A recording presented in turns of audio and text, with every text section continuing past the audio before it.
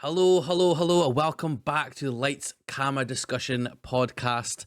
Again, I'm joined with Collective Unit and Mr. Todoroff. Guys, how we doing? We happy after last episode? Yeah, all good, mate. How are you? Yeah, all good. Todd, you all cleaned up and and raring to go ready again. to- ready for round two. Oh me. Okay, so if you didn't obviously catch the last episode, we spoke about Edgar Wright and the Cornetto trilogy. Todd had the absolute time of his life, so we thought we'd come back for part two and do the rest of his film. So again, today we're going to be talking about Scott Pilgrim vs. the World, Baby Driver, and Last Night in Soho.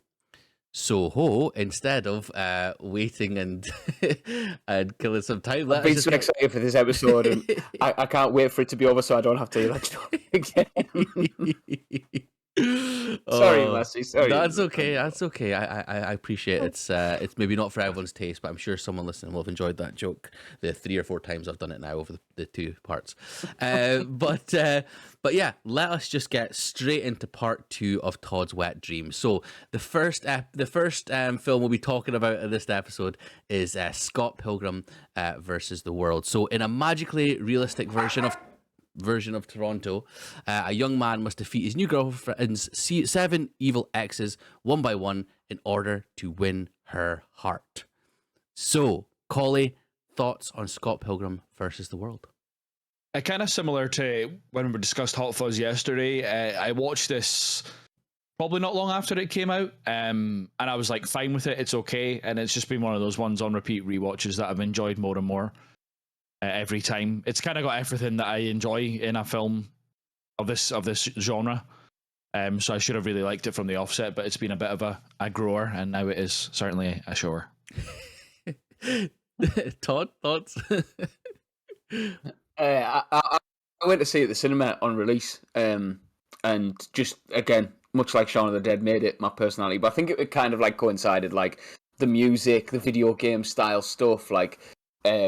Yeah, loved it from the beginning, and like all the other films, noticed more and more as you go through. Noticed the little like Easter eggs, I suppose, and the references and stuff. It's an easy watch again, but it's a really well made film that you can pick to bits as well. How about you? Yeah, loved it from the first time I watched it. I don't think I watched it in the cinema. I think it might have been like a year or 2 after it came out. But I got it. It was one of like the first, or not first Blu-rays, but it was like one of the first Blu-rays I properly like watched over and over and over again. And yeah, like since day dot of watching it, like I absolutely loved it. And even on more rewatches, as is a theme with Edgar Wright's films, the more kind of bits and pieces that I picked up, or like bits of attention to detail and things as well, like it hits the spot for me. I absolutely adore this film. I think it's unbelievable, absolutely unbelievable. Right, so obviously the main sort of character in the film is Michael Cera playing Scott Pilgrim, and obviously he's on the, I was going to say on the prowl, but that makes it sound kind of strange. But he's kind of chasing after Mary Elizabeth Winstead's Ramona Flowers. They're kind of obviously the sort of 2 foils, I suppose, for the film. What were your thoughts on obviously the lead performance by Michael Cera and Mary Elizabeth Winstead as Ramona Flowers? Collie, do you want to give us a wee insight? Yeah, sure. So it's kind of this and Superbad seems to have kind of typecast Michael Cera and who he is in films. I don't think I've ever seen him play a different character. That being said, he is fantastic. He's perfectly like quirky and says like the most awkward things, like I lesbian you and stuff like that.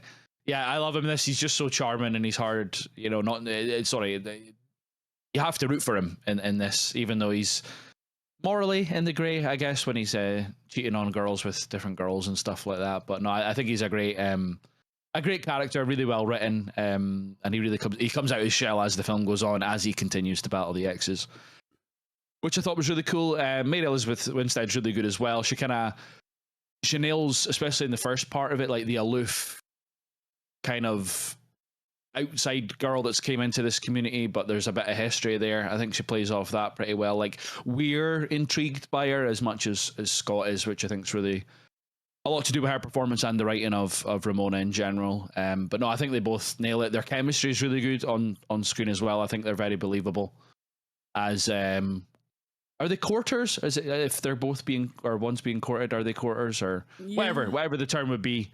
Because I wouldn't quite describe them as a couple until maybe the end of the film, like properly. But yeah, as the two leads in this, they nail it, and I think they match the tone of the film very well. Perfect. Todd? Yeah, like you say, for such a like morally grey character, like at times, Scott Pilgrim's class, and it's down to Michael Cera. I love the fact, and this is probably down to the writing as well and the story, but I love the fact there's no training. Like, he doesn't look like an action hero. He doesn't sort of hold himself as an action hero type thing, but in the fight scenes and stuff, works really well. His comedy delivery's class. Like you say, this and Superbad are pretty much like nailed on as his future in film. But like even things like when he's talking about, I've only had one drink, and he puts up the two fingers. Like those silly little throwaway lines, like do really well. And yeah, Mary Elizabeth Winstead as Ramona is fantastic. Like aloof's is the word. Like this sort of she's too cool for everybody there type thing, and slowly sort of like comes out of a shell a little bit. Again, in the action scenes and stuff, I thought she was excellent. The fight with like the one ex-girlfriend, I suppose, out of the exes. Like, again, action scenes work really well. And yeah, her chemistry with everybody's really good. I know we'll get onto them later on, but I think the way that she interacts with Wallace quite a few times, I love their scenes together. I know it's not a lot, but I love the way them two are together as well. Good stuff. Yeah, so I mean, I totally agree. I think the chemistry again, and again, it's something that Edgar Wright has used with real life sort of like friends before, as I spoke about with Simon Pegg and Nick Frost, but having the lead two again and that chemistry, who are actors as such, and I don't know about their history, but they may not have been like off screen sort of friends and stuff, but you believe that, and they're it's not a straightforward relationship they have, which I think is really sort of quite brave as well, sort of thing. As you said, Collie, it's not like a relationship as such until the end, really, is it? It's there's a lot of stuff that they go through throughout the film, namely, of course, the evil exes.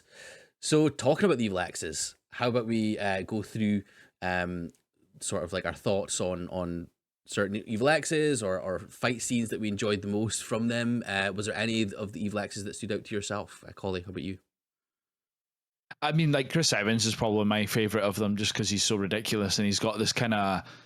I was trying to twig where the voice what their voice reminds me of, but it's kind of Ben Stiller in Dodgeball kind of voice, or it's like the gravelly voice that he's got. Yeah. Or it's like the cool guy Ben Stiller voice is what he kind of puts on. But he's hilarious, and this is kind of, what was this, 2010? So he'd been Captain America at this point, or he was being Captain America at this point. So to have him play like a parody action star in a film, I thought was a very nice touch. He's spot on, but Gideon as well. Jason Schwartzman is Gideon. Just like a sleazeball, but like very charming as well. In the same way, he plays it very like the kind of the line between those two things very, very well. But no, top to bottom, they're really good. Even Brandon Ruth, yeah, is class as well as Todd.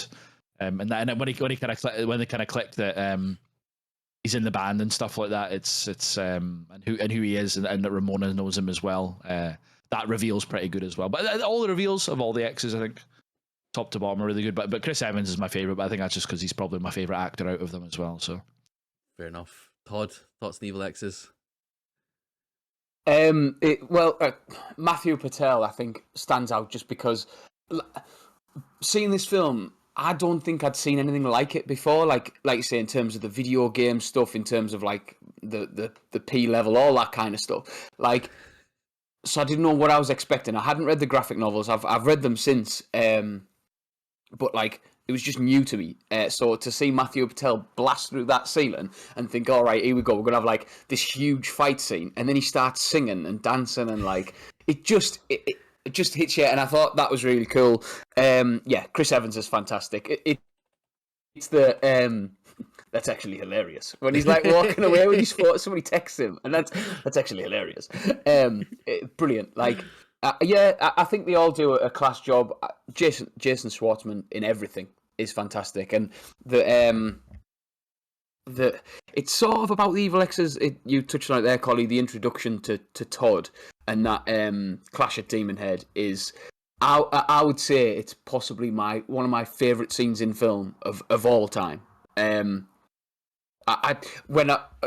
Easily. Like, I know it's not the most grand. I know it's not the most, but honestly, like, so when we got this new telly, I put Scott Pilgrim on. It was one of the first films I watched on it, and I must have watched that scene like 3 or 4 times back. Like, just rewound it straight away and then watched it again.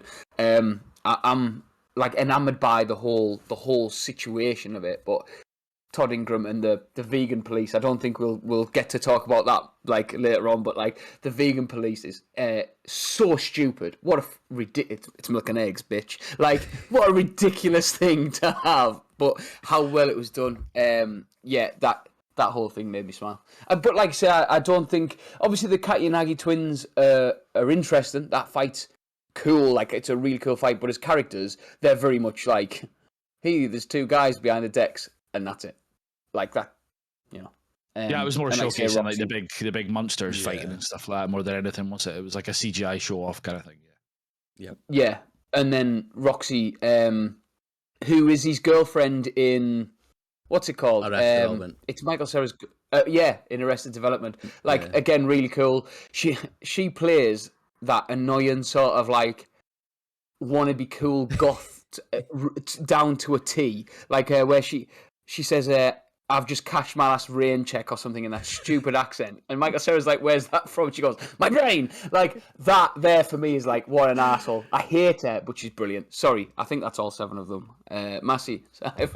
Yeah, no, absolutely. I just think it's just wonderful. As you say, the introduction to Matthew Patel when he comes through the roof, and one of the obviously the sort of things that happens throughout the film is like the use of like on-screen words for like what are they called? Is it? I can't remember the word for like a Onomatopoeia. Onomatopoeia. There we go. Yeah, like the on-screen use of those, I think, is so interesting as well. Like, it makes it even just feel more like a comic book and stuff, which I absolutely love. I mean, it's interesting that obviously one of the evil exes is such a douchebag and it's called Todd. Like that is just like perfect for me. I think that, you know, just from knowing Todd's, checks out. yeah, it just is perfect. It couldn't have been any other name. We just need Todd to bleach his hair and it'll be perfect. Yeah, and go vegan as well. I can do one. So you're gonna go vegan? Next episode, you'll see us bleach blonde hair. Play the Right game. Sausage roll.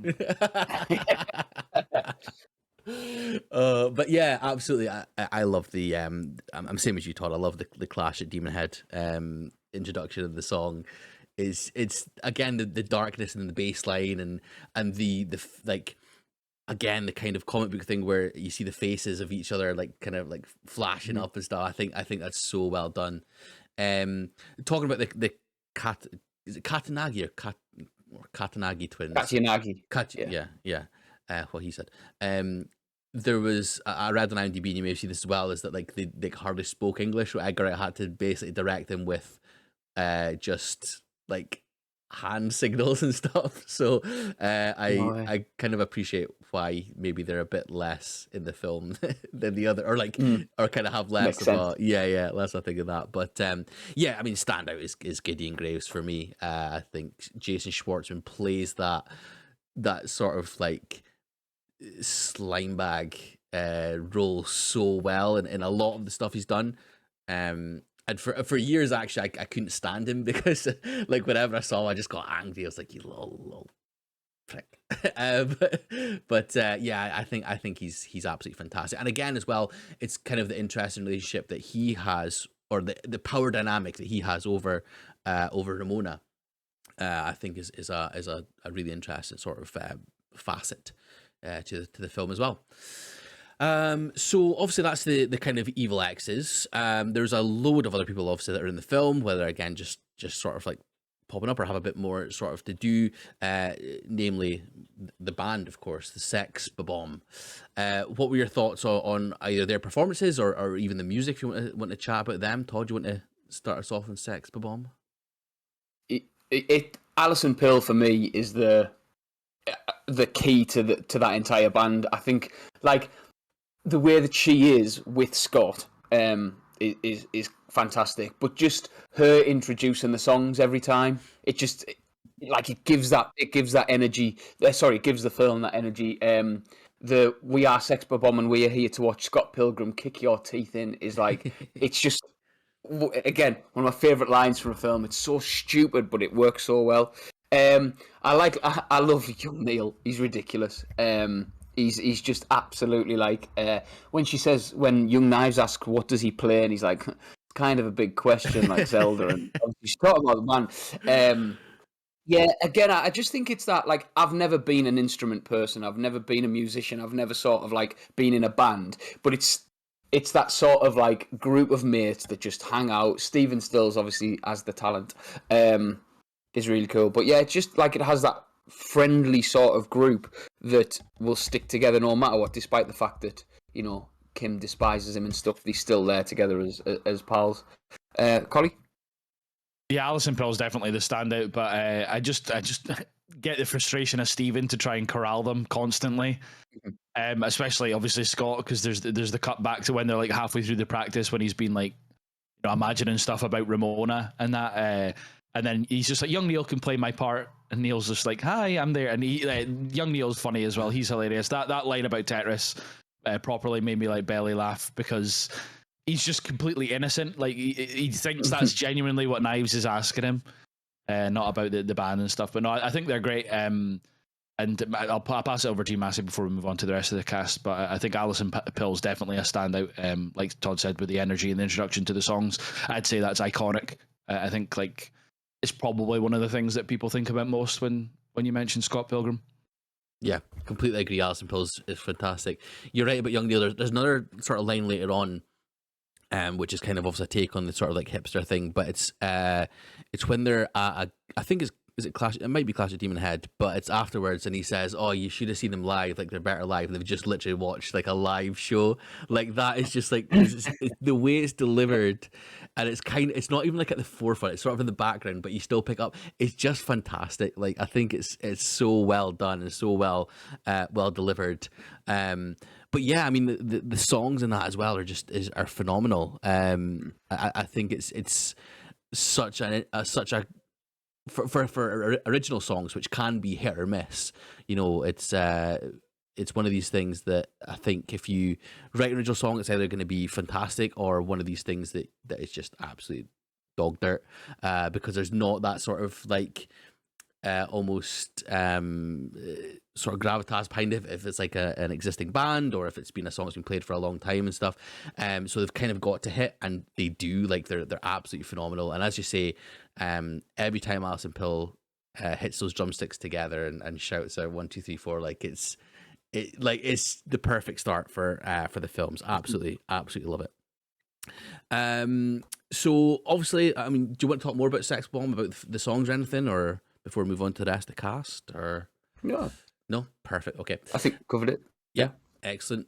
So yeah, I mean, another standout for myself when watching this is of course Kieran Culkin is Scott Pilgrim's gay housemate, bed shader, just best friend, I suppose. What did you like or dislike, or what stood out with his performance? Collie, do you want to talk about Mr. Culkin? I think it was the first thing I'd ever seen him in, and I wasn't really overly familiar that Macaulay had brothers, so I wasn't really sure until I checked afterwards, like who he was, if it was just Macaulay, but he just looked slightly different. But he's so funny, and he's just the worst guy. It's when Stacey, Anna Kendrick's phoning him about like dating a high schooler, like right at the beginning. And Wallace is in the bathroom, and he's like, what does he call him? Like a gossipy bitch or something like that. And he just like appears behind the door, but he's just funny all the way through. And when he starts like flirting with Stacey's boyfriend and that at the first gig and stuff, he's hilarious. Like he's a really, really good comic relief. And what's the other scene where when Scott introduces him to knives? I think when they're outside the school. And he's like, "Oh, this is my gay housemate or whatever." And then he says something about glasses. Yeah, she's like, there's that. a gay person in my class or something like that, and Yeah. he's like, "Oh yeah, do you wear glasses?" Does he wear She's like, glasses? Yeah, that's it. yeah. Yeah, no, he's class. And yeah, obviously he's went on to do really big things with Succession and stuff. But it's good to see him in a kind of supporting role in a film like this. But no, I thought he was great. Todd, what did you think of Wallace, Kieran Culkin? Yeah, I love him. I've been very vocal about my love for Wallace Wells, even if he didn't star in the rest of the film and it was just him versus Crash and the Boys, where like they play the song "So Sad" and it's literally just 2 words, and he's like, "It's not a race, guys." And then this next song goes out to the guy up there who keeps shouting. It's called "We Hate You, Please Die," and he gets all that lads down. And he's like, "Sweet, I love this one." Like stuff like kick her in the balls. It like he comes out with these like they're so. It's not even dry. Like it's so well delivered, and I can't describe why it's so well delivered, but yeah, the way that he gives his lines are amazing. His and Scott's relationship's fantastic as well. Like that he just keeps getting new boyfriends and doesn't make up the gay rule book, which I thought was another corker of a line. Massey, anything else on No, Kieran? I think you've covered it. I think he's just unbelievable. It's funny, like in a film that has so much funny bits and things like that. He's almost like the comedic foil to Scott's kind of anxiety ridden character, which I think is genius. He's just unbelievable as that sort of funny sidekick sort of, but not. Yeah, I just think he's absolutely wonderful. Great. Anyone else in the supporting cast that kind of stood out for you? I know we kind of spoke about Stacey Pilgrim, played by Anna Kendrick. There's also, of course, Julie, played by Aubrey Plaza as well. What about you guys? Was there anyone else that stood out to yourself? Or Brie Larson. Yep. Like like that ridiculous voice that she puts on. That's like where she like speaks really slowly but really over the top to Scott. Showing that she's just disappeared up her own ass since she became Envy. But for her to perform that Black Sheep song is amazing. Like again, I know I'm going back to that scene, but I didn't realize on like first maybe 5 or 6 watches it was her. Like I thought it was, because I obviously found the song and stuff. I thought it was the band singing it. But yeah, I think Brie Larson, like you say, Aubrey Plaza is hilarious in the 3 or 4 scenes she's in or whatever, and Anna Kendrick's good, but yeah, Brie Larson for me is also a big standout that needed a shout out. Collie?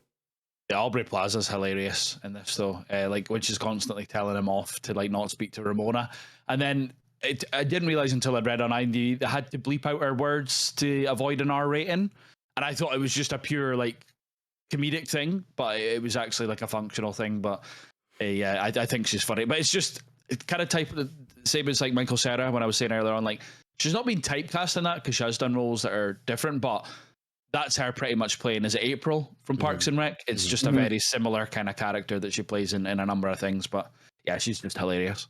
She's even like that in real life. Have you seen any of her like red carpet interviews and stuff like that? She's just so dry and so like witty. Yeah. Definitely. It was interesting though seeing her like kind of fawning over Envy at a point when they're in the green room after the gig. Like I thought that was like kind of again sort of out of character for her, I suppose. But it was interesting to see her playing that. But yeah, the rest of the thing is it's basically her in a nutshell, isn't it? Like droll and kind of there's no giving or whatsoever, which I think is really interesting. You guys know obviously my love for the sorry. No, go. No, I was gonna say you guys obviously know my love for the show New Girl. There's a couple of New Girl actors that show up. Of course, Matthew Patel. He's actually played by someone that was in New Girl.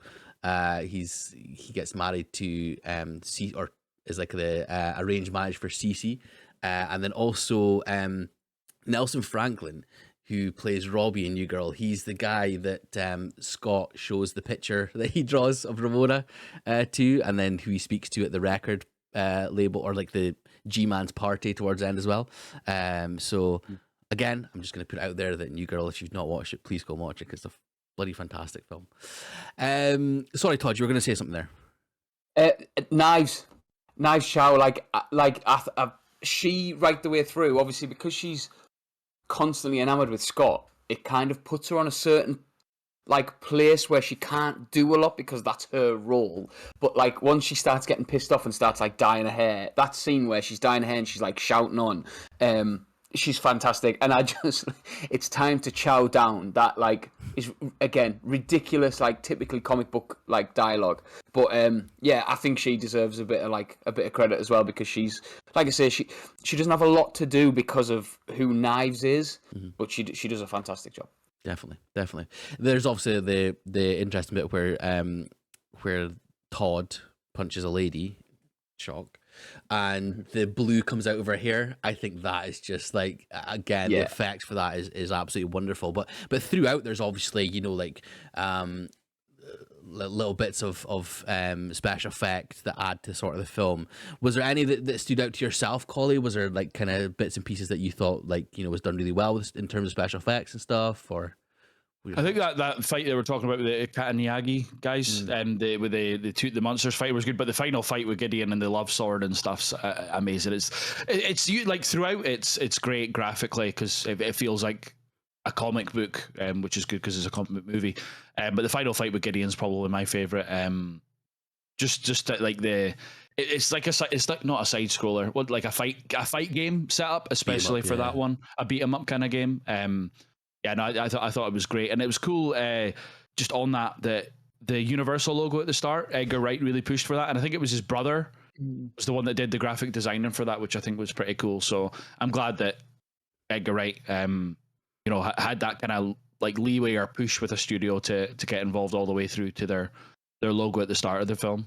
And it fits the tone perfectly, doesn't it? It sort of like absolutely. sets you up for the film. You get pulled into that 8-bit comic book kind of world, which are right, like immediately, yeah, definitely, absolutely. Todd, effects.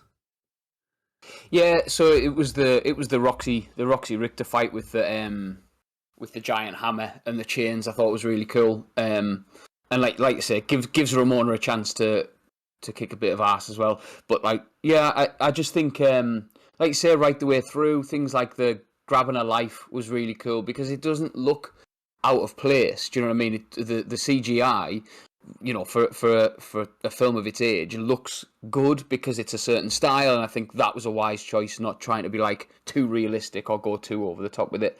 But yeah, like you say, I think all the fight scenes, things like the demon hipster chicks, were really cool. And when the effects need to be cheesy, like the vegan Ray or the de-vegan Ray, like it is cheesy, but it's meant to be. It's meant to be ridiculous. So I think they've pitched it perfectly. I think they've got it spot on. Yeah, absolutely. And you kind of said earlier about the P bar.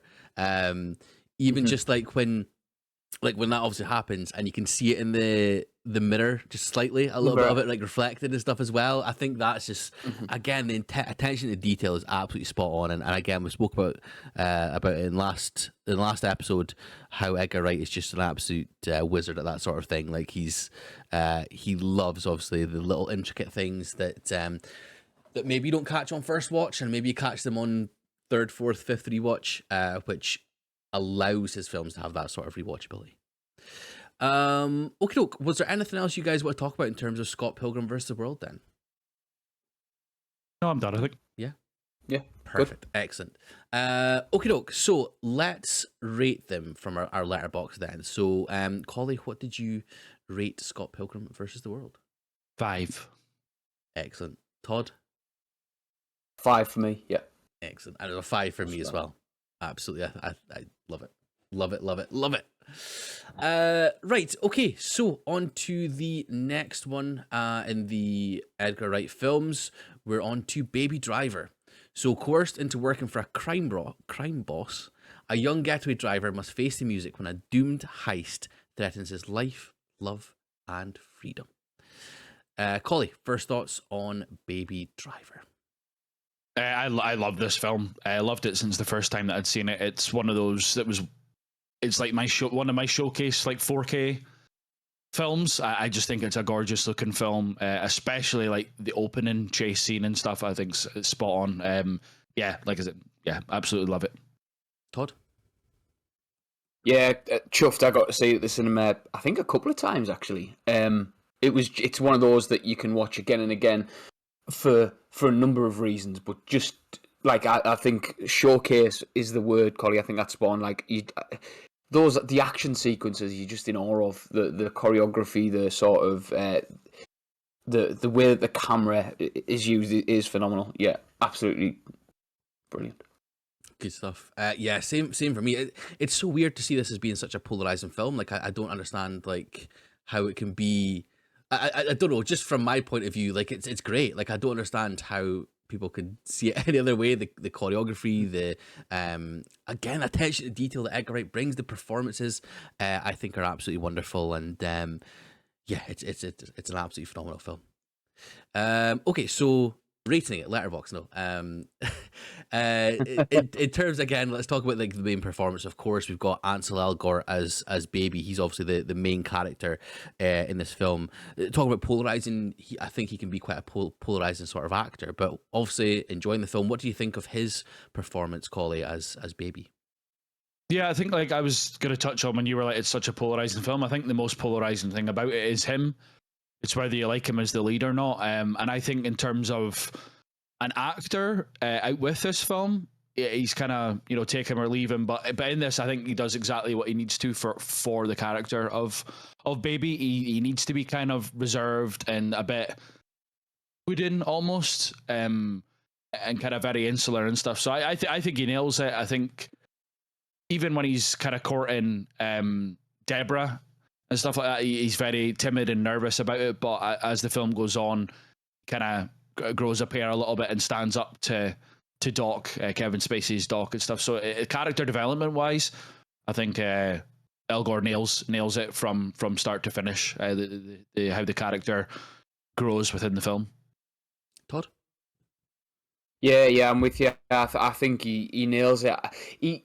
There's moments when he's on his own, like when the first bank heist's happening, and he's singing along to bell bottom or miming along to bell bottoms, where like you get that he's a really cool character. Like do you know what I mean? He's got that about him. He's got that charisma, and it's only when he's around other people, when he's not got his music on and stuff, that he's more reserved. And I love that about him. I think his interactions, not just with Deborah, but with his adoptive dad, and like the different people around him in his world are fantastic. I've not seen him. He was in the remake of Carrie, which I really enjoyed, and I know he was in West Side Story. But aside from that, I've not really seen him in anything other than this. So I was ready for him to be like the next big thing type thing, and I get that he's not going to be for everybody, but in this, he's fantastic. Good stuff. I think he's mainly in sort of like teen romance films and stuff. I think, was he not in that Fault in Our Stars or whatever it was? I think, and he was in the Divergent films as well. Oh yeah, the less said about them, the better. Yeah. Well, the first one was alright, but yeah, I again, I was the same as you guys. I enjoyed him. I thought he was really good. Like even in his like sort of reserved moments, there was bits like when was it Jamie Foxx stole his sunglasses and he just had another one ready to go, and yeah, like little things like that. I thought it was almost like physical comedy, which I thought he played it so well. And yeah, even you spoke about there about him being in West Side Story, obviously singing and dancing. When he's dancing in his like apartment with his deaf best friend. Like even those are such warm moments, and it's just him dancing along after kind of fall in love with this girl. I think it's brilliant. Sorry, Todd, you're racist. The other one, yeah, sorry, the other one is where it's the Egyptian reggae, so he's got his headphones in and he's just playing along and stuff, and Kevin Spacey's explaining the plan, and they don't believe that he's listened, and he re-delivers the plan perfectly. Exactly how Kevin Spacey said it. That moment there, you just like again, coolest man alive in that moment. Because again, obviously the lines and the way it's written is fantastic, but his delivery really sells it. Definitely. Really does.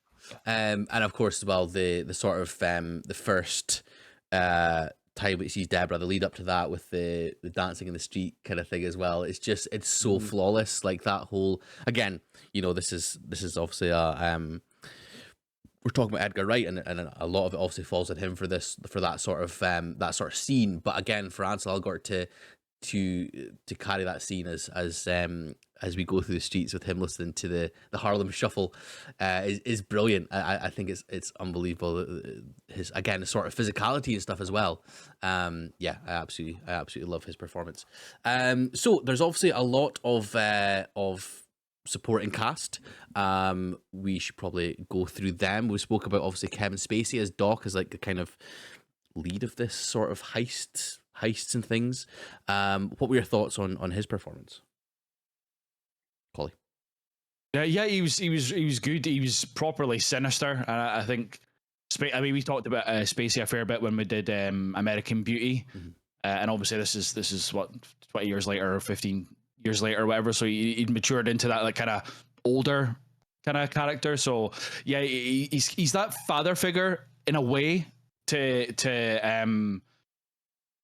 Baby compared to Joe. Joe's like his foster father, but like it's kind of you visualize it like the angel and the devil kind of thing. Like Joe's always trying to keep him on the straight and narrow, get a real job and stuff, whereas Doc's always like, oh, you owe me one. And even when he says that this is going to be the last one, he knows that it's not going to be the last job that he's going to put Baby on, because that confrontation and that conversation outside the restaurant is like proper, like, threatening without being threatening kind of thing. And he nails it. But I liked, from a writing perspective, how Edgar Wright had him kind of come full circle and protect Baby and Deborah at the end. I thought that was really, really cool, because even though he's portrayed as the bad guy throughout the film, not like the antagonist as such, but as a bad guy throughout the film, I thought that kind of switch at the end to being protective of Baby, I thought was cool, because how could you, like, it's one of those ones, how could you not become protective and care for Baby, even though he's been like an employee of you for years, just because of how Baby is as a person. So no, I think Spacey nails it. Obviously was this one of his last roles before I think it kind of all went to shit, and I think a few people are polarized on this film because he's in it, which is absolutely fair. But purely from an artistic standpoint, this is probably one of my favorite Spacey performances, probably top 3 for me, alongside American Beauty and Usual Suspects. Maybe I think he's great in it. Todd? Yeah, I'm with you.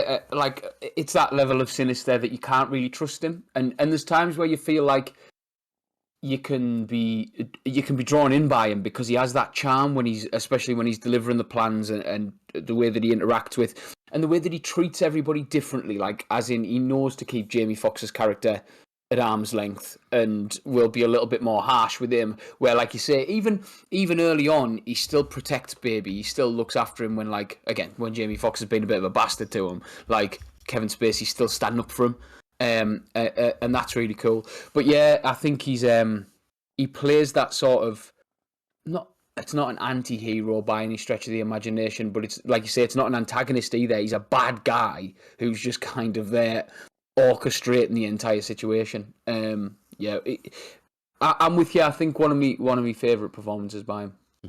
Absolutely.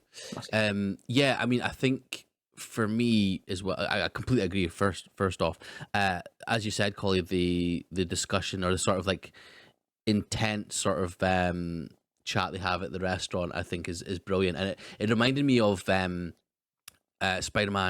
Homecoming, with when Michael Keaton knows that he's Peter Parker Spider-Man, and there's like that sort of like underlying tension to it, which I thought it was absolutely wonderful. And as you say, him being able to come full circle and get that sort of almost redemption, but it's not really redemption as such, but being able to protect Baby, I thought was a really nice turn, and yeah, was a really good performance from him. So obviously there is it's not just Baby and Doc that are involved in the heist. There's obviously more people that are involved as well. Of course, namely the main sort of people are John Hamm, Isaac Gonzalez, and as I spoke about, like Jamie Foxx as well. What were your thoughts on those guys as his heist partners, I suppose? Todd, do you want to start us off on those guys? Yeah. So I love Hammond Gonzalez as a parent, like that sort of intensity between the two of them. But again, that they light and they wanna be sort of friends with Baby almost. They want to sort of like bring him into the fold, take him under the wing. I thought them two were brilliant together. John Hamm is like the coolest, most handsome bastard in the fucking world. I now cannot hear that Barry White, like that little like that introduction to the song without thinking of him sat at that fucking that diner. Just as Baby's coming in, like right the way through, he's charming. He really is. And then there's this bit where he's gonna like go ham. I apologize, but like he's a hey, I get worse one. than mine. You get hundreds. Yeah, it really is. But yeah, like he's gonna go off on one, and he's just sat there, and you just watch it on a loop type thing. And Jamie Foxx as that unhinged as Bats is just like that. I think I can't think of a bad role that Jamie Foxx, a bad performance that Jamie Foxx has given. Like every time he throws himself into it, and I talk about intensity between Gonzalez and Ham, but like there's a different level of intensity where you just feel like at any moment anything could happen. And the bit just before they do the Mike Myers mask heist, where he's talking about like they've got what we want, and like this ridiculous sort of speech worked really well. I thought it was like obviously like you've got other members of the gang in there for like different heists and stuff, but those three were out of this world. Colin? Yeah, I think you've nailed a lot of the main points. Like John Hamm is just so like he's like sleazy, but in like a cool way, if that's such a thing. He is such a handsome man, and the kind of the slick back hair, the kind of skin fade at the back, the beard and stuff. He's just like, how could you not fall for him? You know what I mean? But anyway, but the kind of the final shootout kind of confrontation with them in the parking garage is really, really cool. How he shoots the gun at the side of Baby's head and stuff like that. And I can go back to like Edgar Wright's editing and stuff. The use of like surround sound and music and stuff in this is really, really cool. And that's a scene that obviously highlights it, because like the sound of the film's like ringing, because you're hearing it from Baby's perspective. But I think he's great. Him and Darling's dynamics really, really good. Isa Gonzalez is brilliant as Darling, and it's kind of it's weird, the kind of protective, kind of flirtatious protective relationship that she has with Baby almost. Like she babies him in a way, but kind of is very sweet and nice to him, especially when Bats is being horrible to him. And yeah, Todd, like you say, Jamie Foxx is just, it's one of those. I when you said that you couldn't think of a bad role, I can't really think of a bad role for Jamie Foxx either, to be honest. And he just goes full, 100% into the role as Bats. He's like a proper horrible bastard, and he's got all these catchphrases about like how many letters are in his name, and then I can't remember what. Oh, it's Leon. It's when Doc. When Bats says, I've only got 4 letters in my name or something like that, and he's like, well, so does Leon, or whatever that conversation is with Doc. I think Spacey delivers it really, really well. And yeah, the three of them as the main heist crew are brilliant, but as Todd says, there are other members that are kind of sprinkled throughout, and the Michael Myers scene with the masks is just hilarious. When they whip out the Austin Powers masks. This is Michael Myers. It's hilarious. It's absolutely perfect. You were saying about obviously Jamie Foxx. Like the only bad one I can think, and it just comes to the head, is obviously the Amazing Spider-Man 2 as like a. But I think I think he does well with what he's given, though. Fair. I think that's more a film thing than him. I think if anything, that epitomizes that he's just gonna go full out. Full on into whatever he's given in terms of a written character, whether that's well written or poorly written. Yeah, that's fair. Absolutely fair.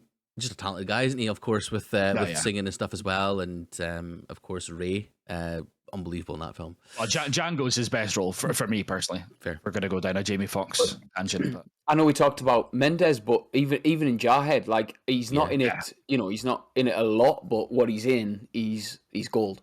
Absolutely. Absolutely. Of course, Baby's sort of main attraction is to Deborah, played by Lily James. What were your thoughts on that sort of relationship that kind of unfolded and her performance? Collie, do you want to start with that? Yeah, absolutely. Lily James is one of those actresses that's been up and coming for the last 10 or so years now. She's been in loads of different things, but this was the first, I think, time I'd seen her.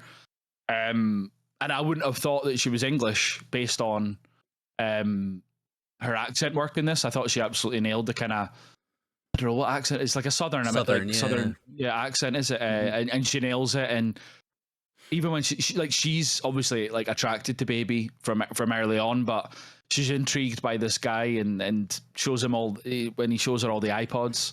And there's like the pink glittery one. And he's trying to sing like Deborah. It's T-Rex, I think, is it, that sing Deborah? I think when he's trying to sing that to her, and then he takes her to the record shop to find it. And one of my favorite scenes with them both is when they're listening to the music in the washing machine laundromat laundromat, and they're both like tapping their feet and stuff. I think it's great. I think she's very charming, and she could have almost just started playing like the damsel in distress towards the end, but she stands up as well, I think. And the finale of the film, I was going to say spoiler, but obviously anyone listening to this is heard it. But when she's waiting by that car at the end for him, I thought like she's perfect, and she's a really well written character as well. Deborah, I thought.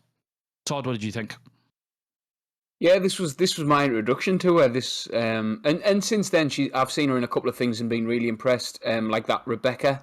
That's not my type of film. I didn't think it would be. But she was fantastic in that, and then obviously the Iron Claw as well. She was amazing. But yeah, just echoing everything you said, I think she's really charming. She doesn't just like she's not just the typical damsel in distress. Which is really cool. But yeah, I like the fact that she kind of brings Baby out of himself. Like you say about T-Rex, like when he's like, oh, by Trex. Because obviously he's never been like spoken to somebody, so he just reads it and she's like, oh, you mean T-Rex? Like, she's that sort of catalyst for him almost to kind of bring a different side out of him that isn't just a driver. Yeah, she's fantastic, and I think she's going to be one of those that kind of, like you say, she's been up and coming for the last 10 years, but being in films like The Iron Claw and stuff, I think it's only upwards for her. Massey, anything to... Yeah, I mean, I love Lily James. Like, it's I think I've made that well known. She's up there with, like, Florence Pugh for me. She's a fantastic actress, and yeah, I think she's wonderful in this film. Absolutely wonderful in this film, and I don't blame Baby for wanting to run away with her, to be honest. So yeah, I think she's fantastic as Deborah. But yeah, like you said there obviously about the end scene where she's waiting for him at the car. I read somewhere that like people weren't sure like if that was real or if it was like a dream, because it's kind of set in like or she's like waiting like kind of like, what's it called? Is it pinafores or whatever it's called? Like that sort of like old... like a sort of 50s style, like dress. Yeah. So like people said about the end, it was quite ambiguous whether it's a case of him dreaming it or whether it actually happened. For me, I obviously thought it happened. I thought she had waited for him, but I don't know if you guys kind of interpreted it any different, or what were your thoughts on? I thought it was real. I mean, to speak briefly about the sequel, he's finished the script for it, I think. Oh, really? Edgar Wright. Wow, okay. Yeah, a couple of years ago, I think he finished the script for it. Wow. The basis of that script, I don't know though. Yeah. Like it could be. Oh, by the way, the end of that was fake. He's still in prison, kind of thing. I don't know, but I never even thought there was a discourse around it.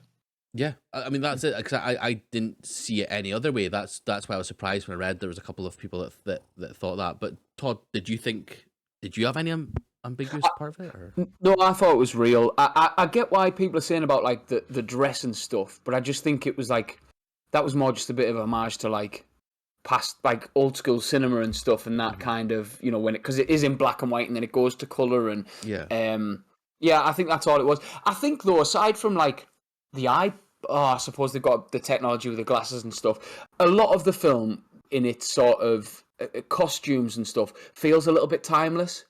Like, and I think the soundtrack helps with that as well, that it's a lot of sort of 60s, 70s, that kind of stuff. So I think it's maybe just playing into that, but I never saw it as like a dream sequence. Maybe it's ambiguous enough that, like, at the start of Baby Driver 2, it goes back into black and white and it's all in Baby's head, and it's a big breakout from prison or whatever. I don't know. Like, maybe he's just left himself open for that. But yeah, I saw it as she'd waited for him to get out. He's been a good lad, so he gets out on early. Like, good behaviour. Off your pop, don't do it again. That's fine, because that's how I saw it as well. So, like, yeah, that's good. Okay, are you want to talk about any other, like performances from actors? Was there anyone else stood out, or I think we kind of covered most of what we're coming with? Yeah, I mean, it was cool. Like John Bernthal for I think it's seen on IMDb. He received top billing for this, but he's only in it for 5 minutes. I thought Joe was really good as well, as his foster father. I thought he was quite a fun character. And then the cameo by Flea from Red Hot Chili Peppers is one of the guys with, is it No Nose? Eddie No Nose or whatever is his name. Yeah, I thought he was funny as well. Just to see him pop up in a film was cool. Yep.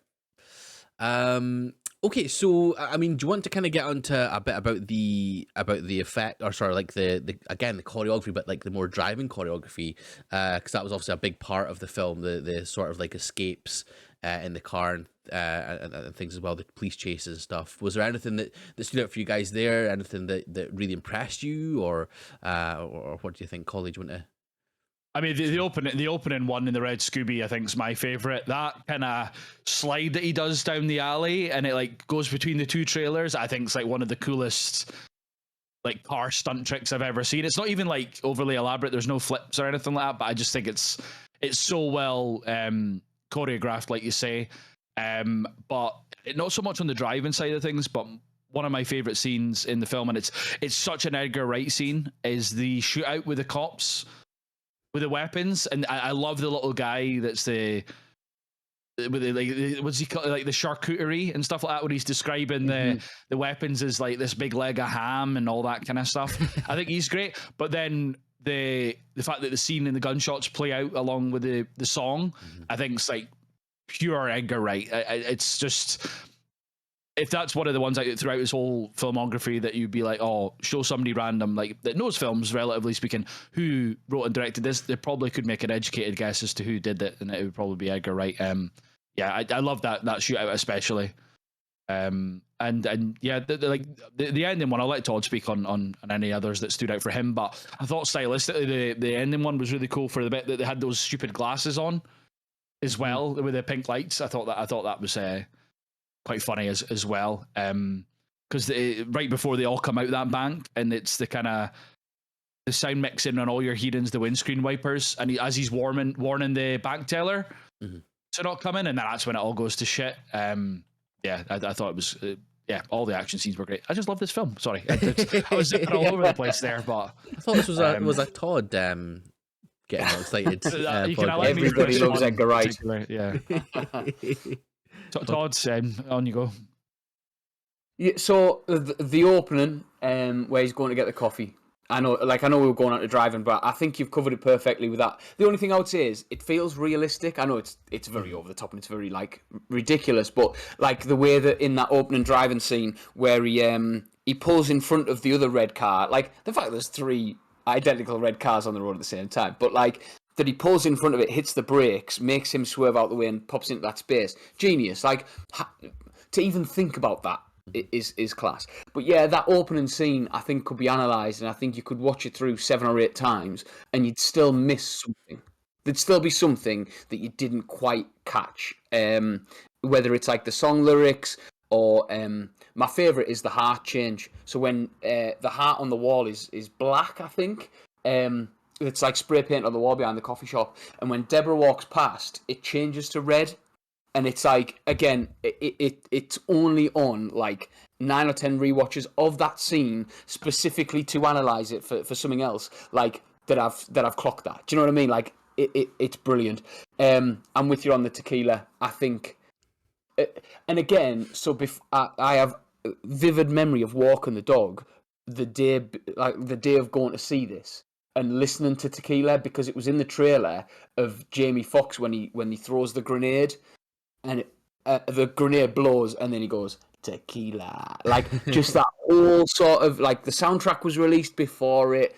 It was that was really cool. But John Hamm in that police car, is he? I can't remember whether he's in the police car. But that last scene in the parking garage was amazing, and the blue and red of the lights on his face. Again, sorry to sort of like just talk about John Hamm and his face and that, but like again, he's bedraggled. He's got that like little bit of hair hanging over his face, and that sort of like that flash and red light.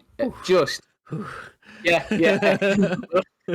We'll come back in 2 minutes. Go to an ad break or something. Jesus, I think like Collie, I could go on. I could just talk about this film scene by scene to do just like a breakdown. Just fantastic. Yeah, absolutely. Yeah, I totally agree. I think one of the interesting parts for me, apart from obviously what you guys have been saying. Oh, and sorry, just say I've not noticed the heart as well. So that again, that's something I've not picked up. So going back and watching it again, I'll look out for that. But what I found really interesting on top of the other the scenes that you guys were talking there about there was actually the foot chase as well. How there's it's a film about obviously a driver and there's such a kinetic sort of foot chase set to obviously this Hocus Pocus, isn't it? That song with the yodeling in it, and then again when that comes to him meeting up with John Hamm and Isaac Gonzalez, and they're shot with the cops there, and again the shots are kind of in time to the music. Yeah, it's so cool. It's just brilliant. Like it's again, as you say, it's such Edgar Wright coded, and it's perfect. Like it's absolutely great. But yeah, I thought it was such an interesting choice to have such a prominent foot chase in a film that was mainly about driving and things. I thought that was a really a genius creative choice from of course an absolute genius as well there.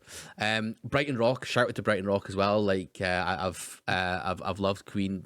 I remember that one of the first bands that I really got into, or like of proper music, if that makes sense, not just like the radio sort of stuff, was Queen, and I got like the discography from, I'm sure it was one of my aunts or uncles or something, and Brighton Rock was a song that I always kind of went towards from sheer heart attack, and the use of it in this film is brilliant. It's such a rapid sort of like hell for leather sort of song, and it fits absolutely perfectly in this film. So yeah, unbelievable, absolutely unbelievable. Anything else you guys want to chat about with Baby Driver? I think we covered quite a lot of it. Was there anything specific that kind of stood out for you guys? I think I covered everything for me, I think.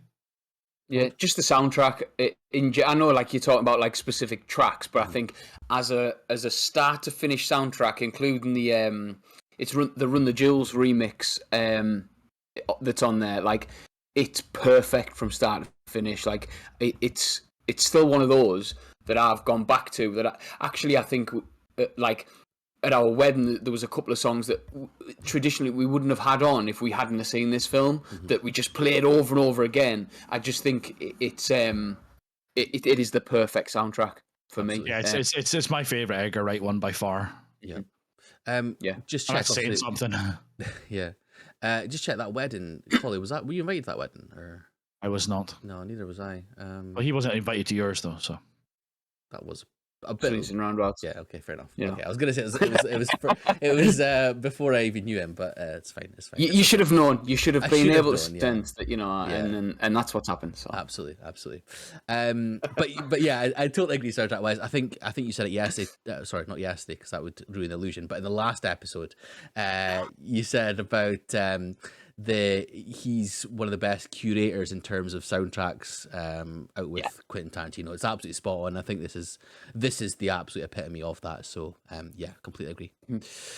Okie doke, ratings then. So Collie, what did you give Baby Driver out of 5 on Letterboxd? 5.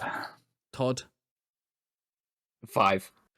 I give it 4.5, but again, it's one of those that are easy going to be a 5 after, again, discussion about it. I'm like, why did I not give it a 5 sort of thing, especially with... Just try and be cool and different. Yeah, I would say so, yeah. Typical Massey. Yeah, typical absolutely. Massey. I'm the hipster of this group, all right. But yeah, great film. Okay, so let us move on to the final film in Edgar Wright's filmography, and we are nearing the end of Todd's exciting couple of days. So we're moving on to Last Night in Soho. Aspiring fashion designer Eloise is mysteriously able to return to 1960s London, where she encounters dazzling wannabe singer Sandy. But the glamour is not as it seems, and the dreams of the past crack and splinter into something darker. Okay, thoughts on the film then, Collie? Do you want to start us off? It's yeah. I was going to say spoiler alert, but you asked for my thoughts, so Yeah. forget that. I think it's where, and we've encountered this with a number of directors that we've talked about. It becomes a bit more style over substance for me. This film, personally, I thought like the performances were good. It looks great. It sounds great. But it just was lacking a certain something for me. I don't know if it was a connection to the story or an investment in the story or something, but it's like if this was released by some directors, it would be their best ever work. But because it's Edgar Wright, and we've talked about five-star films, for me anyway, this one just doesn't live up to that. But I mean, what a high bar to set, to be fair. Absolutely, Todd. Yeah, that's where it is for me. Like, I came out of this in love with it. Like, went to see it at the cinema, and if I'm honest, was kind of ready to, not to hate it. Like, I didn't go in, oh, this is going to be shite, but like apprehensive, because I'd seen the trailer. Love Anya Taylor-Joy. I don't think I'd seen much of Thomas and Mackenzie apart from Jojo Rabbit, but like, it was Edgar Wright, so I was willing to like, and I came out of it just being like, that was fucking amazing. Really enjoyed it. And again, it was one that I went out and bought on 4K as soon as it came out. Like, I think Collie's hit the nail on the head though. You give this to somebody else, and it's like, wow, how have they made this? But yes, with that being said, I still adore the film to pieces, and will rewatch it on a loop. Massey? Yeah, I totally agree. I actually feel like this is my first time rewatching it since I saw it at the cinema, and I really enjoyed it at the cinema. Knowing the twist, I feel like not ruined it for me, but knocked it down a little step for me. I thought it was more effective when I didn't know what was happening, kind of going into it, and the sort of reveal. So I don't think I enjoyed it as much as I did in the cinema when it was like a fresh watch. But that being said, there's a lot of things to like about it. Colley saying style over substance is absolutely spot on. I think there's some wonderful moments in it. But again, I think knowing what was coming up and what was happening, I was a bit like, okay, fair enough. But that being said, again, it's a fine film. It's absolutely fine, and yeah, it was good. It was good. Yeah. Can't really get much more of that. But yeah, so we're obviously talking there about Todd, you said about loving Anya Taylor-Joy, and obviously not know much about Thomas and Mackenzie. They obviously are kind of our sort of ins to, well, Thomas and Mackenzie, of course, is the main sort of person, but then Anya Taylor-Joy gets us into the swinging 60s of London. So what were your thoughts on their performances and what they brought to the table, Collie? What do you think of those two? Yes, similar to what Todd said. I think Thomas and Mackenzie, all I'd ever seen her in was Jojo Rabbit. I quite like her as an actress. I think like she's good. Her voice, it's her voice. I think that sometimes I don't know if it's like grating or what it is. Because I think she's Kiwi. She's New Zealand. I think. Yeah. Mm-hmm. I don't know if it's something with like bridging the gap to like having some sort of pseudo English accent or something. But that just kept like taking me out of it a little bit. I was going to say that's no criticism of her. It kind of is. But like in terms of her performance in that, though, I thought she was really good. She plays the kind of mousy, reclusive character at the start that all the popular girls are like slagging off and stuff. And I did laugh a little bit. It does have that cliche bit of like, oh, one of them's hiding in the toilet and they hear the other ones slagging them off. I was like, that's been done 1,000,001 times before, which isn't a bad thing. But it was just a bit cliche like that. But as the kind of the horror unfolds throughout, I think her portrayal of the panic and the mental illness kind of thing side of things, I think she does really, really well like that. Anya Taylor-Joy, excellent. She sings, I think, I think it was on IMDb. She sings the parts of Sandy, which I thought was really impressive. I didn't know that she could sing. It was interesting that George Miller cast her in Furiosa off the back of seeing this, which I thought was interesting. I don't know if he'd seen it like before it was released or whatever, but that's what it said on IMDb, that he met with her after and cast her in Furiosa, which I think is pretty cool. I mean, she's been in loads of stuff nowadays. Like, she's a relatively young up and coming actress, but it seems that she's in a bit of everything in the last couple of years, and she's brilliant. And the kind of the back and forth between the two of them, acting wise, I think is really great, but also from a filmmaking perspective, I think it's really cool how it's not like, or at least in some of the scenes, it's not CGI'd. It's like it's glass. It's not a mirror, and they're mirroring each other on either side. I thought that was really, really cool. From a filmmaking perspective, I think that side of things is really stylish and it suits the film. I think it's the story more than anything in this that's lacking. So in terms of the two lead women in it, I think they portray their characters perfectly, as written. Good stuff, Todd. Yeah, Thomasin McKenzie. Like, I was surprised to find out she was Kiwi, because the accent that she uses all the time, she doesn't like change too much. So the one that she used in Jojo Rabbit, where I was like, okay, that's a generic sort of European accent that, you know, she could technically be from, and then it turns out that's her accent, that's how she speaks. It is mad.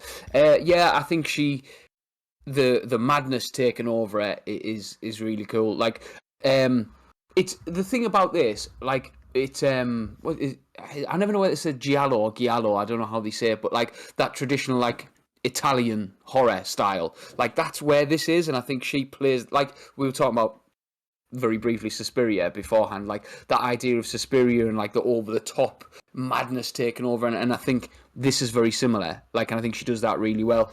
I like her. She's a very watchable actress. I don't know what it is about her that is easy to watch on screen. I love that she's so naive that she was just willing to be friends with that Jocasta, who's an absolute bed. And like, I think sorry, it's the only way I could describe her. Like, she is just a cretin. But like her relationship with John, and like she's been hurt by these people already. Like, she's already finding it difficult, and then that sort of willingness to trust slowly but surely with John, I think that's cool as well, that like she lets that vulnerability build back up and then break back down, and she does that really well. Anya Taylor-Joy is she's just phenomenal. Like you say, she's relatively young, and everything she does with like with the same energy, with the same level of, like, you know, she commits to it, even from like The Witch onwards. She's just going to be massive. But again, she plays that really well. And like you say, the dancing scene, there's a video out there of them like ducking behind each other as they're dancing. There is some like camera trickery and some level of CGI to it where they've had to like edit little bits, but largely it's them two just dancing behind each other. And it's down to Edgar Wright, but that the actual performance, it has to be done. I couldn't bloody do it. Do you know what I mean? Like, it has to be them dancing. So, well, we'll give it a go. Yeah. But I don't think I could. Do it now. Unblur your camera and do it in the background. What, me doing all three parts? Yeah, why not? Go on, Massey. There, the two leading ladies. Me. Yeah, Colin, I'm so glad that you picked up on the accent as well, because that was one of the things that, like, as soon as she's on the camera at first, like, it totally grated me. It's almost like she's like at some point trying to do like a whispered Jennifer Coolidge. She's like kind of and like that really like caught it for me. I was like, oh, but then as the film goes on and she almost does more, again, physicality and like less sort of like it's definitely I feel like I enjoy it, her performance more. Like, it's almost like at points she's a bit of a scream queen, and I know, Todd, you obviously love like Samara Weaving as like a scream queen and stuff, but I could see her doing that sort of things as well. I thought it was really good as the film went on. Anya Taylor-Joy, like her her face just fits like the 60s, if that makes sense. Like, I don't know, she's got that type of face, and it just is it's like it's like when the production design sets up like a thing to look like the 60s, it's like that, but her face is almost like production design have said, let's make a face for the 60s, and it's her. And like even her dancing and things as well, it just fits absolutely perfectly in the time period. And seeing her as well kind of get beaten down, having been in this profession, not really on her own accord, sort of thing, is so it's really sad to see her kind of go from this confident, walking into the club saying, I need to speak to the manager because I'm going to be the next, or no, I'm going to be the next me, kind of thing. And then to see her kind of get her dreams almost destroyed and turned into like a nightmare as opposed to the dreams. I think it's a great performance from her. I absolutely loved her. I love her performances in pretty much a lot of things that she's been in. Talking about obviously how her dreams were kind of crushed a little bit. That's obviously due to Matt Smith's Jack as being like her kind of pimp, basically. But what do you guys think of him as the sort of like charming guy in this film? Todd, do you want to talk about Matt Smith? Yeah, I'm not a Doctor Who fan at all. It's just not something I've ever engaged with, and probably never will because of how far back it goes and stuff.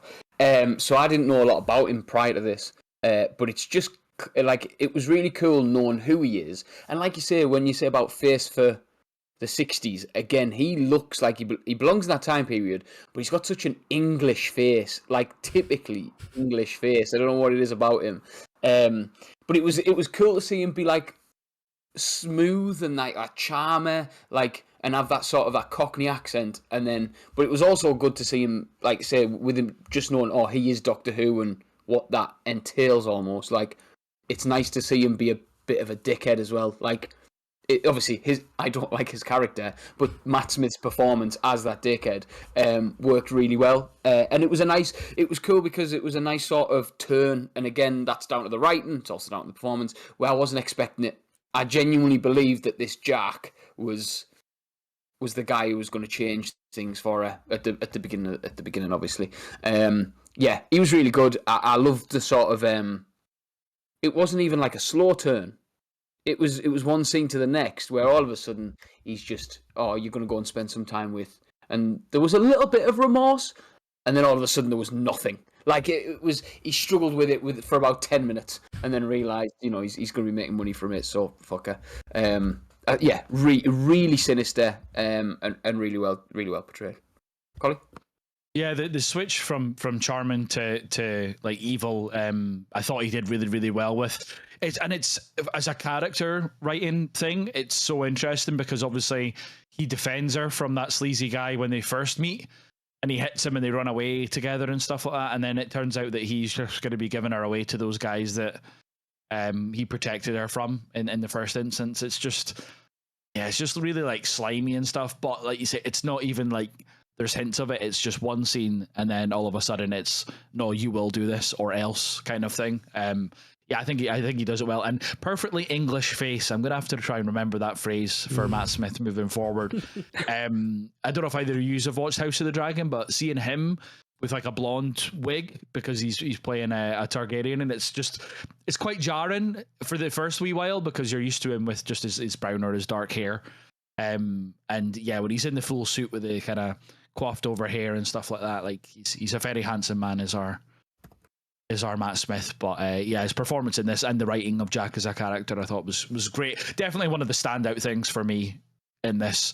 I much preferred the 60s scenes, I think, to the modern day, and I think that is a bit down to Thomasin McKenzie in a way, or just preferring Anya Taylor-Joy, I guess, to her performance. But yeah, Matt Smith was great as he is in pretty much everything. Even in what was it called, Morbius. I thought he was the best thing in it. Definitely. Don't. I was gonna say you should. we're like the people on your shoulder. Yeah, Collins don't. like, don't, and I'm like, do it. Yeah. Oh god. Yeah, I totally agree. Though I think Matt Smith's fantastic in this, and as we say, I think perfect for the time period. Him and Anya Taylor-Joy, just brilliant, absolutely brilliant. The last sort of like main sort of person in this film, I would say, or main sort of influence in this film is Diana Rigg in her last performance as Miss Collins, the landlady for Thomas and Mackenzie's Eloise. What did we think of her performance? And of course, as well, the I'm not going to say spoiler because again, if you've come this far, you've already seen the film. But the sort of turn reveal at the end that she is Sandy, and had been murdering these clients, I suppose, of hers. What was your thoughts of her performance? Of course, going from the kind of tough landlady person to then kind of having that sort of bad side to her, the kind of horror side to her. Collie, what was your thoughts on Diana Rigg's performance? I thought she did great as the kind of welcoming but warming, kind of typical Cockney older lady role. When she was first showing Eloise or Ellie the apartment and stuff, and she was like, "No boys around here" and stuff, and you think that was just her being, you know, "Oh, you'll make loads of noise and stuff, really, because I'm an old lady," kind of thing. And then the twist and the reveal. I do definitely echo what you said, like in your first like couple of sentences about the film, Massey, that once you know the twist, I think the film lacks something. I think the rewatchability of it's the least of all Edgar Wright's films. And that's not saying like that's not a bad thing in a way. It's there's loads of films out there that have got great twists, but once you know it, it's like, oh well. In this, I don't really feel in the couple of times that I've watched it since that I'm looking for hints that, oh, it's like you can see that it's Sandy all along, kind of thing. I don't know if Todd, you can maybe explain a bit more on that for me, maybe stuff that I've missed. But I thought Diana Rigg was really good, and obviously it's been our last role, sad because she's such a an established actress in the British movie scene and stuff. So it was cool, I guess, that she got to work with one of the directors at the forefront of UK cinema, I guess, and I thought she nailed what she was asked to do, to be honest. Todd? Yeah, I thought she was excellent. To be honest, I'm with you, and I think that's why, out of them all, and again, I still love the film, but rewatchability, I'm with you. Like, once you know that, you know it. I don't think there was anything where it was like, you were questioning it. Is she Sandy? Is she not? Like, I do think there was a level of it. Maybe I'm just looking at hindsight. I don't know. But I don't think there was too many sort of like callbacks and all that kind of thing. I thought she was brilliant. Like you say, she's that sort of, there's rules, there's a structure, and she plays that very well. But then as soon as, she has that bad night at the Halloween party, and that could have been it. She's out, mirror smashed, all that kind of thing. It could have been a real issue. And she shows that care inside, that she sees a girl who's lost in a city that she's not familiar with and scared. I thought she was brilliant. And like you say, for a last role, I think it was great for her to maybe have that sort of like the power almost, like to be that bad guy. I don't know much about like her past filmography. I know she was obviously in James Bond and stuff, but just to be the bad guy, I think is a pretty cool way to have your last role. Massey? Yeah, same as you guys. I think certainly thinking about the reveal and stuff, like as I say, this time round knowing it, like I feel like it was, again, not really like I knew what I was looking for, and I didn't notice anything kind of beforehand as well. There was no sort of like, for me, there was no sort of hints and stuff that it was going to be her. It was just the final thing at the end, and like the sort of like Get Out-esque, tea kind of scene. But that's not on her performance. I think her performance was really good. As you say, the range of kind of emotions, the sort of, when she's really sinister as well when it gets past that point of her,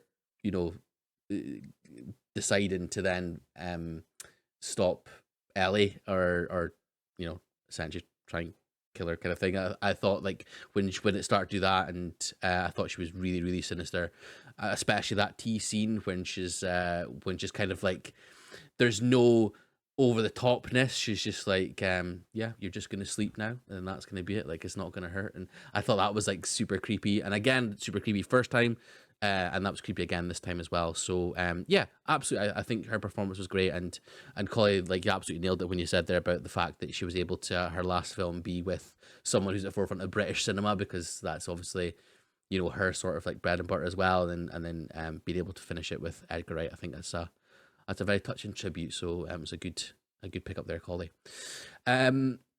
There was a few other kind of like bit part bit part performances and characters that came in. Was there anyone that stood out to you guys at all? Was there someone that was people that were interested in the film, or you maybe didn't quite like at all? Todd, what was your Michael Joe as John? Like, I loved him. I thought he was that kind of sweet once, like in a world where she's, you know, when you first see him and he's like, oh, do you want a hand or something, and he offers a help, and because you're in this world where she's alien to it, she doesn't know who to trust, and he kind of develops that trust with her. And I thought that was really cool. And like the dance, like the Halloween dance together where they actually enjoying themselves, I thought that was really sweet. And like, he just plays that sort of stabilizing character, which I thought was cool. And it's nice to see him back in stuff, because he was mayhem in Attack the Block. So he was one of the little kids in Attack the Block, and like, it's just so it's good to see him in stuff. So yeah, I loved, and then I can only refer to her as Mrs. Doyle. I don't know her real name, and I'm very sorry, but Mrs. Doyle behind the bar. Go on. Like, I grew up on Father Ted, and like to see her in there, and like, obviously she's aged because time, but like, she's still very much just Mrs. Doyle. Like, it was lovely. Like, I thought that was really cool to see her in that. And sorry, the other one is Terrence Stamp, who you sure that's Jack. That's Jack. Mm-hmm. We know that's Jack. Do you know what I mean? Like, it's too obvious not to be Jack type thing. Yeah, they were the three that really stood out for me. Collie? Yeah, it was cool to see Terrence Stamp in things. I love Terrence Stamp. I think he's great. Rewatching this, I forgot he was in it, and I'd watched Priscilla earlier on in the year, which he's in, which is one of my favorite roles of his. So it was cool to see him in this. And yeah, the twist that he wasn't Jack, I thought that was actually well done, of all the things in this. But yeah, and Michael Ajao as well. So kind of just echoing what Todd said. The top to bottom, it's probably like the weakest ensemble cast in terms of Edgar Wright films, but then I think it's like, it's not the weakest, it's the smallest. There's only like 5 or 6 characters, really. Yeah. Any thoughts, Massey, on that? Or yeah, it's interesting what you guys are saying about Michael Ajao. I hated him. So I liked the idea of the character, but I didn't like his performance at all. Like, it always just seemed to be him kind of going, oh, hello, I'm sorry. Like, it was really like wooden to me. Like, I didn't enjoy it at all. I don't know what it was. I don't remember not enjoying it as much the first time as I did this time. It just kind of, it was one of those things that I really didn't enjoy when watching it. It was just, I just felt it was like super wooden, and like I feel like it could have been done a lot better. Again, I like the idea of the character. I think it was a good sort of like sort of contrast to Thomas Mackenzie being more of like a bit more out there, kind of helpful sort of dude. But I feel like that could have been played better, to be perfectly honest. Terrence Stamp, yeah, absolutely. I thought he was great as well. Again, an issue with the story is that again, on the first watch, I think for me it was there's a first watch and a second watch, and it was like a complete contrast, because the first watch I had it believing it was Jack. Second watch, knowing that he wasn't, there was times that I was like, it's almost like try to hit it too hard on the head and be like, try to make it too obvious that he's Jack, which again was something that didn't really sit right with me. So that was again another sort of part of it that I didn't like. But again, I thought he was really good, and again, he was quite menacing as well. Where it was like from that sort of that area of being a former policeman and maybe having that investigative sort of hat on sort of thing, even though he's retired, and being that sort of kind of almost mystic sort of person, which I thought he played really well. There was a moment though, like after he got hit by the taxi, and he's lying on the ground, and that, I don't know if that was maybe the reveal for me, that like I was like, okay, we get it, he's not Jack. Because a few times they're like, oh, he was ex-police. And then Thomas and Mackenzie goes, he was ex-police. And then someone goes, yeah, he was ex-police. And his name's Lindsay. And then Thomas and Mackenzie goes, Lindsay? And then everyone goes, Lindsay. And it's like, yeah, we get it. He's not Jack. Like, that's fine. You don't have to beat us over the head with it. So that was one of the things that sort of I didn't sit right with you. But again, I thought his performance was really good. So, I mean, that's kind of, as you say, it's sort of a small ensemble cast, which is absolutely fine. I think maybe potentially, because it was shot around COVID, wasn't it? That maybe had a sort of say on it as well. But was there anything else about the film? We spoke about, like, before, choreography, when we're talking about Baby Driver, effects, we're talking about Scott Pilgrim. But was there anything about this film, maybe camera-wise, cinematography-wise, Edgar Wright specifically wise, that stood out for you guys? Collie, what about you? Definitely the dance that Todd was talking about before, that the two of them were actually doing it and just like ducking under each other. I think that's really cool. The Halloween type dance I thought was really, like, obviously a lot of that was like CGI generated because you're seeing all these visions and stuff that she's having. I thought that was really good. And just overall, when it was in the 60s, I think like the style and the set design and stuff was spot on. It felt genuine that it was shot back then. It's kind of, some of it reminded me of Legend, do you know, the Cray film, the Cray twins film, and that some of that's a bit like not hokey in the background, but it seems a bit too clean. Whereas this, I think, got the kind of the vibe of the inside of the clubs and all that, and the fashion and stuff. Just, it was fully convincing that this was set at that time. Todd? Yeah, and like I said at the beginning, and again I'll say Giallo or Giallo, I don't know what, but like that You sort keep of saying idea that, and of it's like I have no idea what you're talking about. So it's like an old school Italian horror genre that like it was massively influential because of like its use. I know, actually, is that on Shudder? Is it? It was like, no, actually, I was going to say it's not. It's too good for Shudder actually, but there's a lot. Please don't. I like Shudder.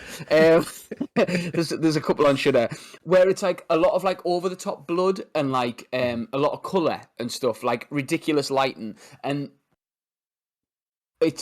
I get the criticism of, you know, when the men, like the ghosts of the men, are like being lit by the street sign and stuff, like, and they're going the different colours.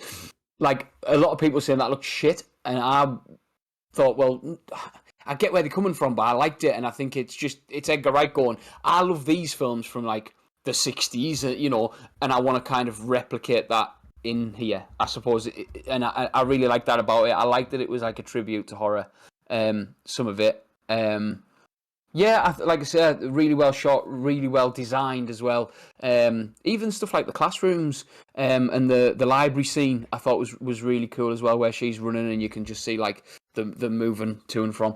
Again, it's Edgar Wright. He's not going to do a bad job at all. And like you say, like you said at the beginning, Massey, that attention to detail is always there and always going to be, because I don't think he'd make a film without it.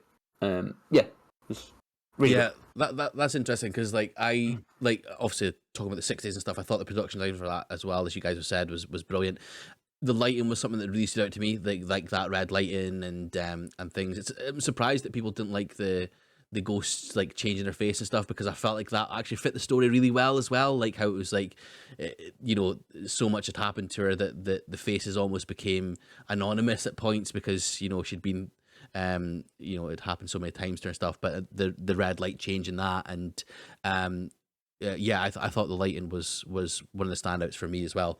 But yeah, absolutely. I think we should maybe even put on Twitter about that video with when they're doing that dance and how you're like ducking behind the stuff, because it's such an interesting insight into the cinematography of the way that they shot that. I thought it was really, really well done. But But yeah, absolutely, I totally agree with what you guys are saying there. Okay, look, anything else you want to talk about with Last Night in Soho? Then I think we've covered pretty much everything about it, the majority of it. Yeah, it's just, I guess one mention would be that it was co-written by that Christy Wilson Cairns who wrote 1917. Her and Edgar Wright co-wrote this together, and it was based on a lot of her experiences of, she worked in a pub in Soho and stuff, so I think a lot of her experiences were drawn into maybe just the settings and some of the characters and stuff. But just because we covered 1917, I thought that was maybe worth mentioning.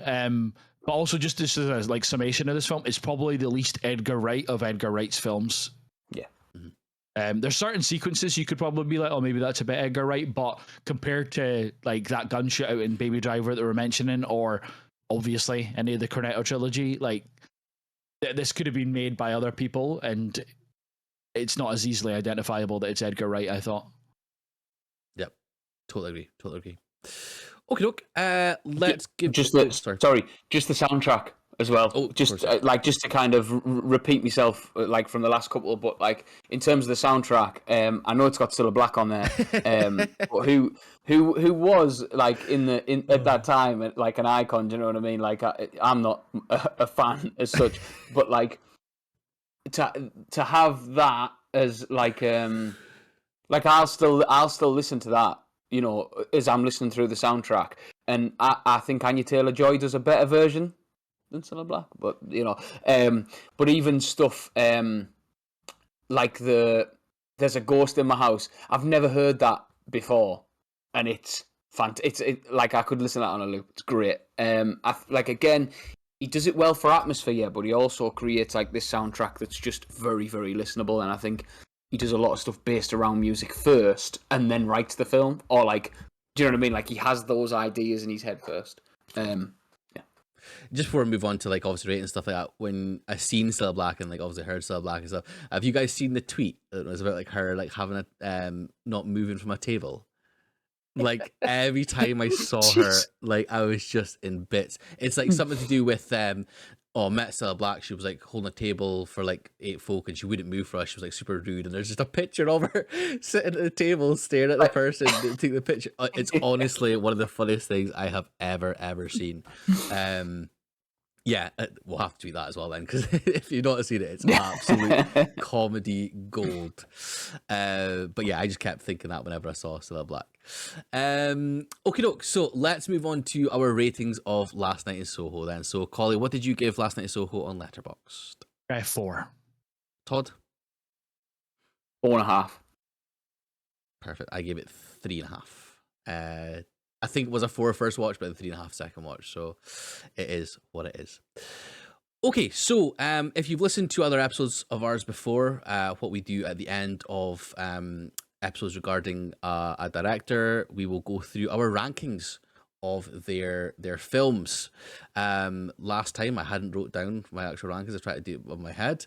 This time, Collie, you'll be glad to know that I've wrote down 1 to 6 my rankings of the films. So you can't shout. Why don't you start us off then, Massey? Absolutely, sounds good to me. So number 1 of the films, I've got Scott Pilgrim. That one's my favorite out of his films. So it goes Scott Pilgrim, Shaun the Dead, Hot Fuzz, World's End, Baby Driver, Last Night in Soho by a clear distance. The 1 to 5 though is like they're all like phenomenal movies for me. And yeah, but I would always say I think I'd always have Scott Pilgrim as my number 1. Then 2 to 5 is a lot closer than 5 to 6. Collie? Prior to these rewatches, Baby Driver's number 1, and it was always going to be number 1. But prior to these, Shaun of the Dead probably would have been 2. But now it goes Baby Driver, Hot Fuzz, Scott Pilgrim, Shaun of the Dead, The World's End, and Last Night in Soho. But 1 to 5 are all 5-star films. So, yeah. Todd? Shaun of the Dead top, and that'll stay there. That beyond like past the 5-star. Then it goes in like Hot Fuzz, World's End, Scott Pilgrim, Baby Driver. Although the 3, Hot Fuzz, World's End, Scott Pilgrim are on an even keel for me. And then Last Night in Soho. Yeah, I think it's quite clear. Like when we all kind of are unanimous in the last one. Last Night in Soho obviously being that, but so be it. That's just the way it goes, isn't it? It is. Right. Okay. So that is the end of our Edgar Wright two-parter. Todd, did you get your fill? Did you feel satisfied after these two parts? I am satiated, yes. But if anybody wants to talk to me about it, we've tried to not go on for 6.5 hours. If anybody wants to, you know where I am. And you can have a sit-down talk for 6.5 hours with them. Regardless. Yeah, and it will be a talking it won't be a conversation. It'll be me talking for 6.5 hours. But there'll be plenty pee breaks because of obviously your little baby bladder. Yeah, obviously. But what I'll do is I'll just shout really loudly. Yeah. You'll have to follow me to like outside, do you know what I mean? I'll just shout. Outside? Do you go to the toilet outside? Needs be. Anyway, fair enough. Anyway, moving on. Call it. So for our next episode, we're obviously like to announce the next person. We've just to give you a peek behind the curtain, we've started obviously having our sort of like own choices. So the next one is my choice, and for the next episode, we'll be talking about Spike Jonze. So we'll be going through being John Malkovich, adaptation, Where the Wild Things Are, and Her. Be a very interesting episode. I think I've seen one of those, so that would be really good. Have you guys seen much of his films, or? I've seen 3 of the 4. And Todd, have you seen? And 2 of the 4. 2 of the 4. 2 of the 4. Excellent. So at least there'll be some fresh kind of eyes on some of the films as well. I think that would be good. So I'm really looking forward to it. But guys, thank you so much for listening. Thanks so much for watching. If you're watching on YouTube, again, of course, if you're watching on YouTube, remember to give us a like, subscribe, and of course, comment on what you thought about Edgar Wright, the films that weren't in the Cornetto trilogy. And if you're listening on Spotify, again, please follow us. Give us a 5-star rating because, as we've said before, we are a 5-star podcast. And of course, let us know what you thought on Twitter at LCD_pod. But guys, thank you so much for your time. Love chatting about it. And we'll see you on the next one. Bye-bye. Cheers. Bye.